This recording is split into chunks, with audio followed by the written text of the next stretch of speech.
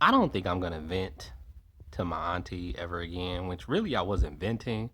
I was just answering a question and she tried to take it into a different direction. Like, she's proven that Libras do not understand Scorpios, which is something I already knew, but she just seems different than other Libras. So I thought she was different, but now I'm seeing she's not.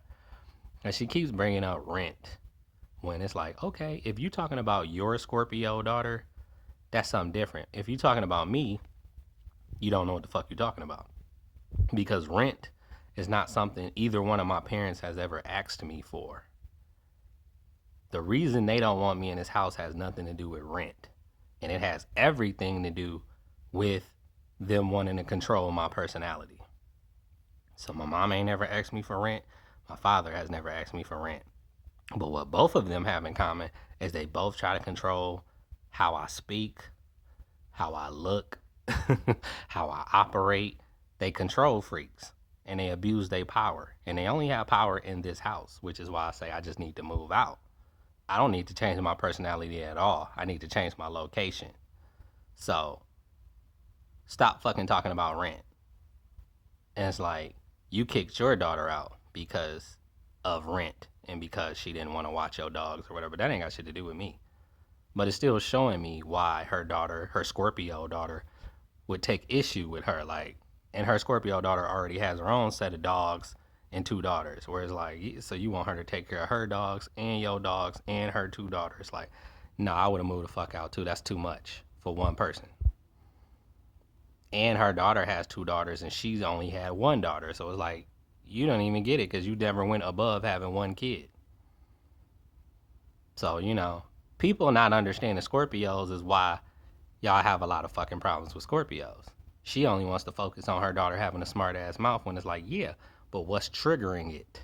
It's because you putting all this responsibility on her. It's like, well, if I felt like I'd have less responsibility if I lived on my own, then I would have did the same thing as her daughter did and moved the fuck out. Like, well, it would be easier for you to just be here with your fiance, and it would be easier for me to just only have to deal with my two kids and my two dogs, and not four fucking dogs. So it's a tricky thing when you see both sides, y'all. I'm a November Scorpio, just like her daughter, where it's like, you a fucking October Libra. It's like, you're not gonna get it.